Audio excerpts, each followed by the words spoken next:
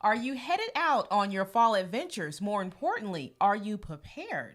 Well, coming up next on Unhitched with the Concrete Camper and Glamper, we'll share some of the common pitfalls to avoid when fall camping.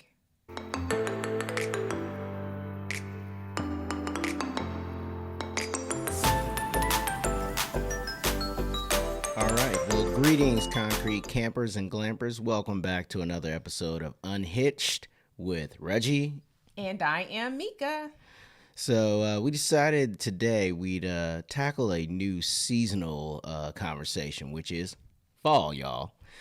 Some of the things we want to talk about today in this episode is some of the pitfalls that may come up during fall and how to potentially avoid them. Which is really important because fall is really one of our favorite times of the year to go camping, go RVing. But there are also some things that you need to prepare for and to think about before you hit the road. Because fall camping, although fantastic, it's just a little bit different in some very nuanced ways versus going out in the spring and especially going out during the summertime. And so we just thought, hey, we were talking amongst ourselves and like, hey, let's have a conversation about it. Yeah, so we've already kind of kicked off the fall. I think you guys have seen in a video or two. We went up to Talona Ridge just to kind of break open the RV. So a couple things we're going to touch on. So the first thing, which is probably near and dear to Mika's heart, is weather. Being weather aware is so important. I cannot tell you there has not been a single RV trip that weather has not played an impact, whether positive or negative. So being weather aware is really critically important, especially in this time of year. Yeah, because you'll go through pretty much like 3 seasons in a day. It's no joke. So you really want to think through like, okay, you wake up in the morning, it may be a nice brisk, 50 degrees or 45 degrees, depending on where you are. But for us, that's about what you're going to wake up to. Mm-hmm. And then by noon, it's getting up to 60. By 3 o'clock, it's like 70, 75 degrees, full sun. And then head on out to like 10 o'clock and it's back down into the 50s. So that is something to think about. And when you're thinking about your attire, you may go through 3 sets of clothes. Like I've said in the past, I am not afraid of taking clothes. I will take everything I need. My bug out bag is always ready. So I'm good. I have no problem loading that down. But I think one thing to keep in consideration is weight. Mm-hmm. I mean, hey, I get it, but every piece of clothing, stitch of clothing, it can attribute to weight, and you want to make sure that you're not putting an extra, 2, 3, in your case, 400 pounds of clothing into your RV. Are my little knit hats and gloves 400 pounds?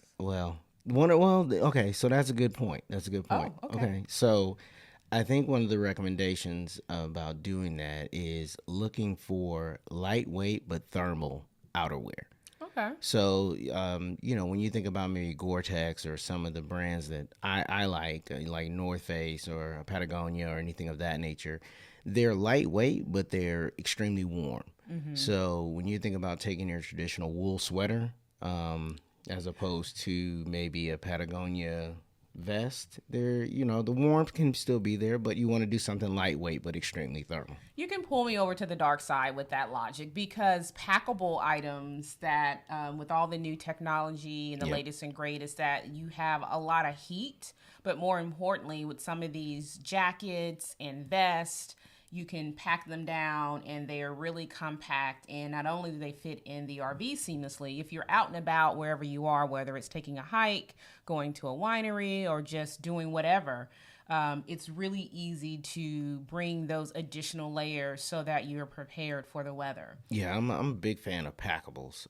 that fold down and condense. And you bought me, what was that, last Christmas? You bought me a Columbia that actually has a heated like thermal inside that is made of, I think, some type of material, like when you think about the firefighters, like when they have fires coming in and they have to, I forget the name of it, but they cover up in that kind of foil. And the thermal foil and Right. like a heat shield. Yeah, heat shield. So that's what the interior is, and it's lightweight and packable. So that is a high recommendation, and they're not terribly expensive. No, I mean, there's price points, what have you. I mean, you can find some of this from Walmart to Target to it runs the gamut. So just, I would say look at the options.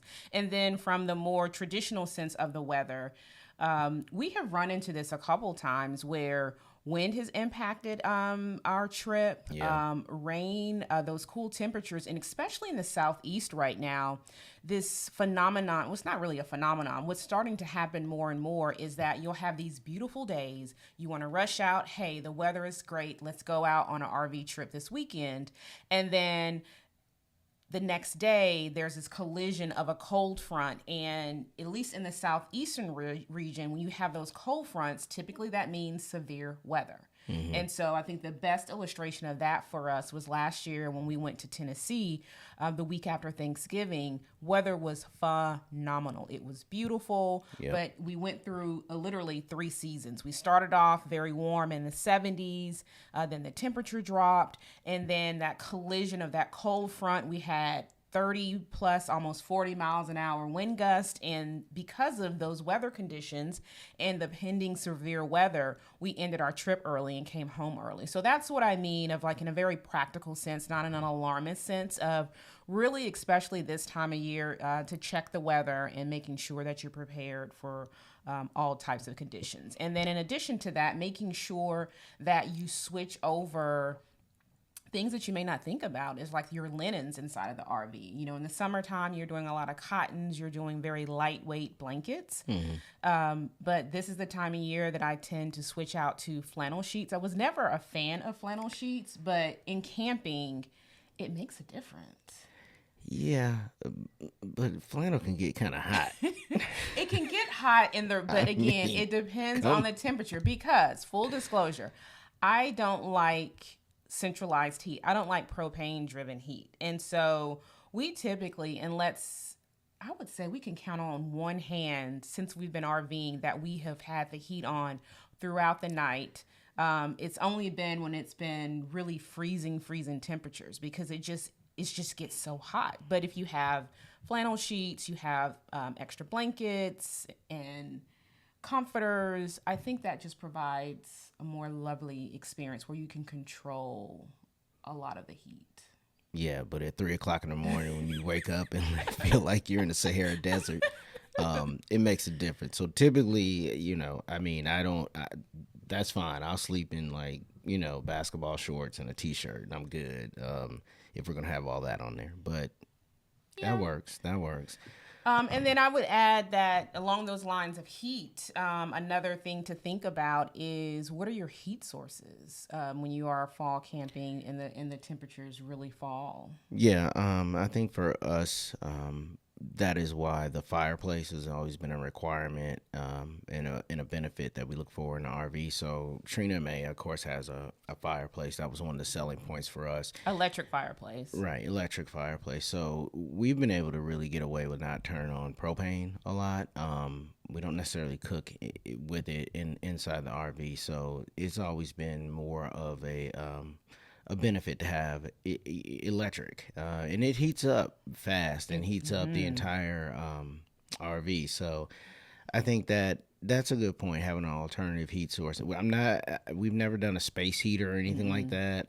Just being cautious, but your choice. Right, a fireplace essentially is a heat space heater essentially in itself is electric. So I don't know if there's a difference or not, but the fact that it's built into the RV, we just feel more secure about that situation. Yeah, but just, along those lines of, maintenance, making sure that if you are going to rely on your propane for your heat source, making sure your tanks are filled. We have been in situations with my parents where we've been out and my dad had to go on his own adventure to find a propane dealer to fill his tank. And so depending on where you're camping, a lot of RV parks and resorts now are having it on site. A lot of them do not. And you may find yourself looking around for someone to fill your propane tank, and that can get we'll just call it not sketchy, but that can get adventurous. Yeah, I would say adventurous Yeah. because you're gonna have to venture off the RV site and find someone or something or a convenience store. And depending on where you're camping, it could be a great experience or it could be a questionable experience. His was questionable. The one very that we questionable.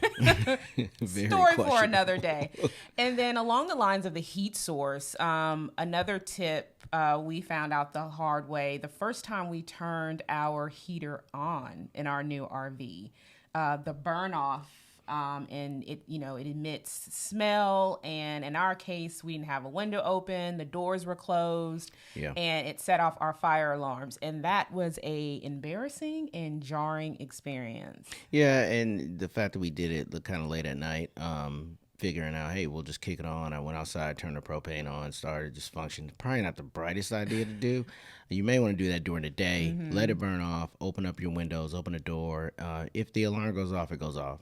But at the end of the day, at least people can see you're okay, and you can let them know, hey, I'm just turning my heat on, burning off the residual, whatever it may be. And typically, I think that'll probably happen every year when you turn it on, just like in your house or your apartment or condo, wherever you live. When you get the heat going, there's going to be some burn off, probably just sediment and just being shut off for a while. So even with our home fireplace, there's like some burn off that'll happen. So it's just part of it. But yeah, I think that's a good idea to make sure that you open up and to let it air out. Air out, yes. And then some other maintenance to think about is when you are turning on whether your AC units this time of year or your heat, is to clean out your filters.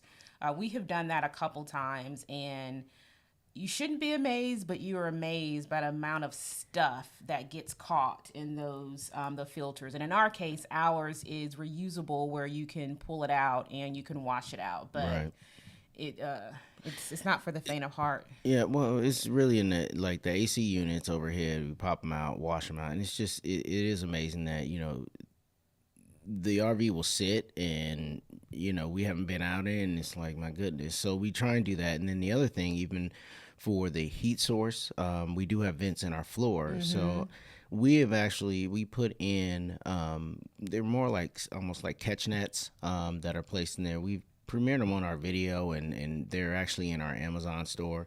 But those have been a lifesaver when you think about it, because we've dropped stuff, crumbs, food, whatever it may be, and at least those nets catch anything that falls through the vents.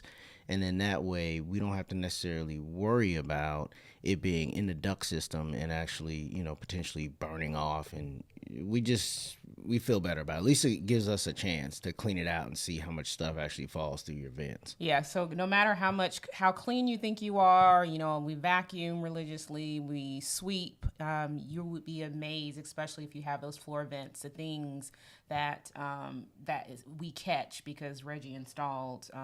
They're like catch nets. They're like little nets that go down in your vents. So yeah. That's some good stuff. And then this time of year, I think another thing to be mindful of is how the sun sets early. That you may think it's no big deal, it's going to impact my fun, but it could really alter how you travel, and whether or not you may go out on those long weekends. In the summer, we've had the option of, hey, let's get off work. Let's go out on a Friday night. We'll get set up by sundown, because typically we don't like to arrive anywhere after dark, whether we're familiar with it or not. There's just so many variables. But this time of year, you definitely have to think twice about that, of like what time you leave and if you're going to make it. Yeah.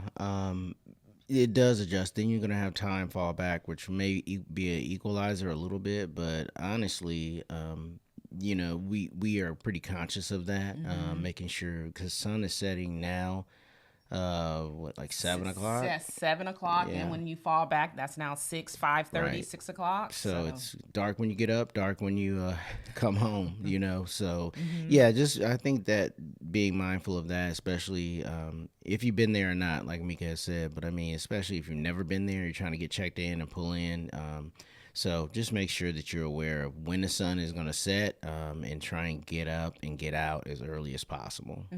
Yep. And then another thing that we are mindful of and encourage you to is making sure that where you want to travel to, the RV park or resort, is actually open. I mean, I'm sure for especially a weekend warrior, you're planning ahead, so it's not many times at last minute you're going to go and hope for a reservation. Yeah, but things happen. Correct. You got to be flexible in RVing. You definitely, things can change up on you. So Yeah. And I think Anchor Down is one that we've experienced that when we were in Wisconsin where we stayed at.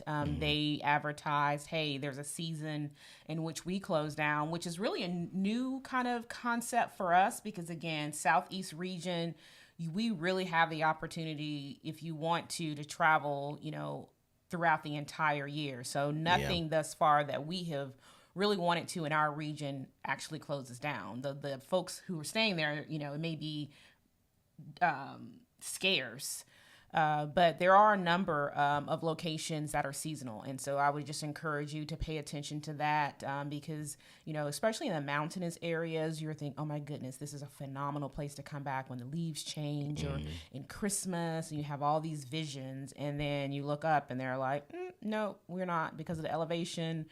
Freezing, frost, RVs, it's a dangerous combination and they actually close down. yeah, I mean, even late in the season, I mean, the most of the resorts, a couple of them actually, I think even South Carolina, when we went down there, Tennessee, they've asked that, at night you unhook your water supply because of freeze warnings. And it can definitely happen. And if you do not disconnect, and they do have a freeze, you will be fined. Essentially, there is a fee associated with that. So that's another thing to think about too, is making sure that you have your water supply, your water tank, fresh water tank filled up. I mean, as much as you need, whatever, to do what you need to do, because typically A, I don't want to pay a fine that's unnecessary. B, I don't want to cause any damage to my RV or the RV resort. So just following that rule and then just making sure that we do have fresh water in our tanks, we're good to go. Yeah.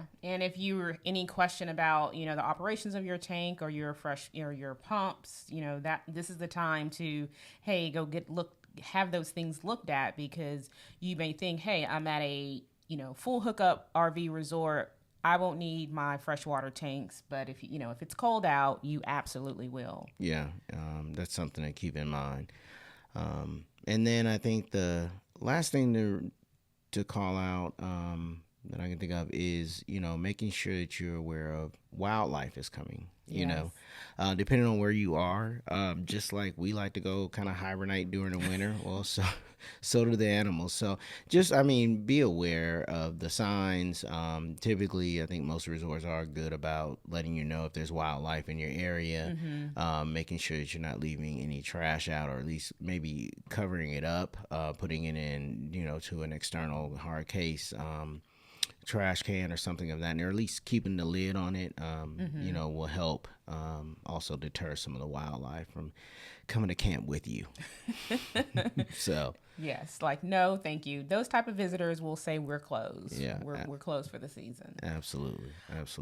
So that's just a few things that we wanted to share, some of the pitfalls that may impact your travel. But before we get out of here, let's toss it over to the concrete camper. So, Reg, what is the word on the concrete curb this week? Kicking off the word on the concrete curb. So this is what I've heard, and it's pretty recent.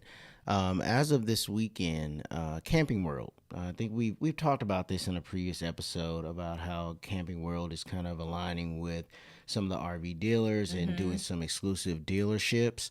So it looks like just this past weekend, they did a grand opening with Grand Design. It says Grand Design RV and Camping World unveiled their first of its one-of-a-kind Grand Design exclusive store. And it's actually opened up in Green Bay, Wisconsin. Go Pack Go. So that actually opened up just this weekend. They're pretty excited about it. They opened it up to the media, to the public, allowing them to come and check out what all Grand Design has. with Camping World doing this in partnership with Grand Design, they opened it up to the public and allowed people to come in and get a better understanding of Grand Design. So I think this is one of few that they'll be opening up soon. It's a new strategy for Camping World. So I think it's pretty unique. It's pretty cool. I hope that maybe I get to check one out sooner than later and see what's going on. But I guess for you Grand Design fans, hey, they're expanding to you. And if you're in Green Bay, Wisconsin, go check it out. It's probably pretty cool. Love to hear about it. So comment make a comment in below if you'd like to, and share your experience if you're a Grand Design owner or have seen this or heard about this in Camping World, and what are your thoughts? Love to hear from you guys. Absolutely. And so with that, we hope that you enjoyed some of the insights that we shared to help make your fall camping experience more enjoyable. For those of you who continue to like and subscribe to our channel, we say thank you and just encourage you to do so. And with that, we'll continue to chase the sun, sand, and sea in our RV.